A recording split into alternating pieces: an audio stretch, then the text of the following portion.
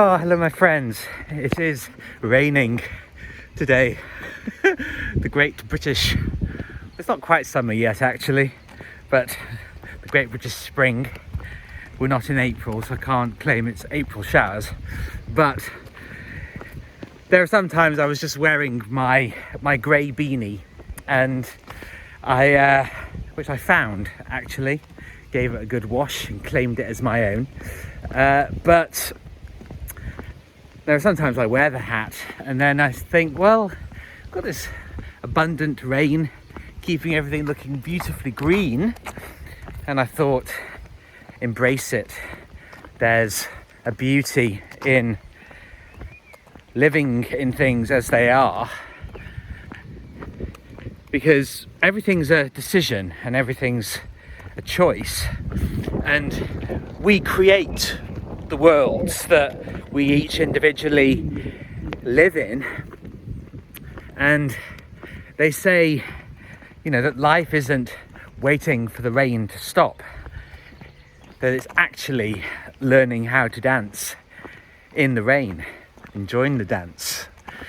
Dancing's good, moving around and actually being part of the world. We're so disenfranchised, we're very angry and frustrated, and nothing feels like it's working. And well, in those situations, charity begins at home. My favourite Michael Jackson song was Man in the Mirror, and I'm starting with him, with me. What can I do in this situation to make it better?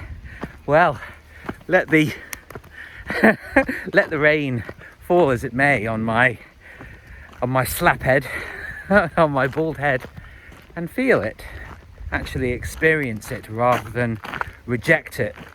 And other choices that we can make are deciding how important things are and how much energy to actually imbue them with.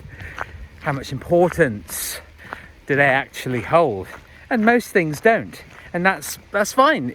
There are routines and there are things that we do every day, but we don't need to actually pay that much conscious attention to them, because they're regular things and we know that we should do them, and we get on with the day-to-day living.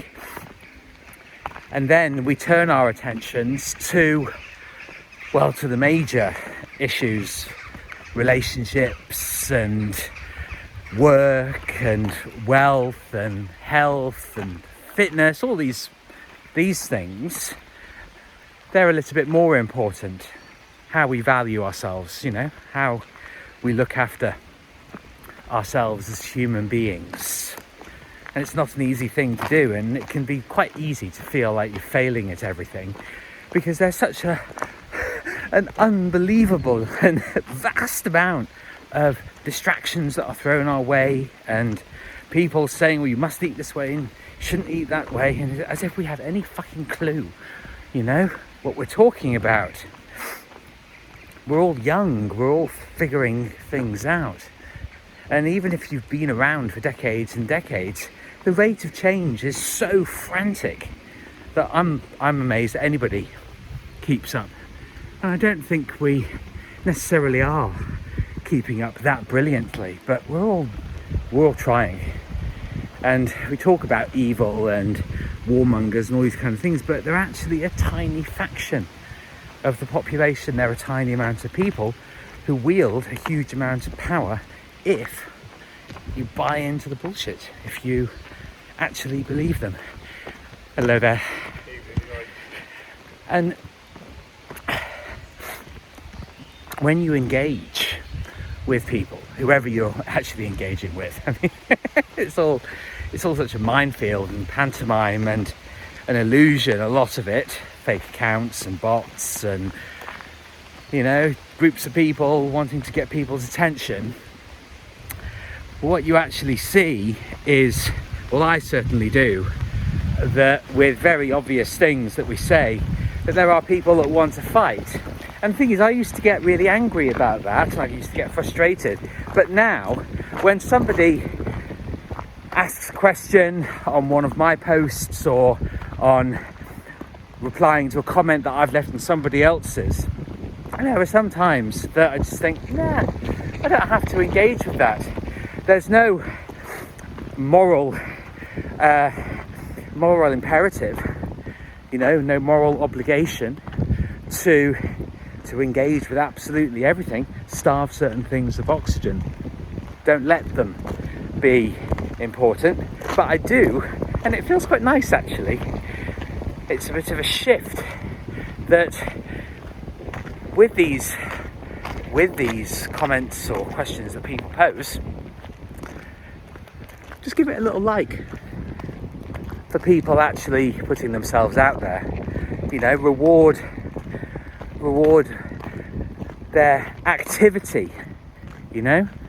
At least they're actually doing something, whether it's constructive or destructive. Give them a little like, and then love it, let it go, and carry on with your day. Carry on. Because I want to avoid as much arrogance as possible and entitlement. I just want to learn. I've actually always just wanted to learn, and you can. But what that requires is that you allow yourself and you create moments of space. Learn to pace your life. There's only a single letter's difference between space and pace. And I definitely still don't always succeed necessarily in practicing this. But the more I do it, the better my life becomes. Is years ago, I heard Tim Ferriss say, slow down to speed up. And if you actually do that, it has a profound effect. You are able to actually think properly and give things the right amount of time for your due consideration. And this is why you have to decide your priorities. Because if you don't have any proper priorities, your attention and your time and your effort and your energy will always be stolen from you, because you can't decide which ladders to climb, which mountains to take on. Because we've all got our own lives and our callings, but they need focus and clarity. And you can't be clear when you're in a frantic hurry. You just can't. So activity is one thing, which obviously I am a proponent of, but stress, no. Stress is the enemy of success. I want as peaceful and as joyful and as abundant a life as possible.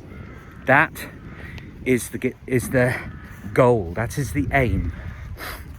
The aim, where you focus your attention. And that is always your choice as well. Always.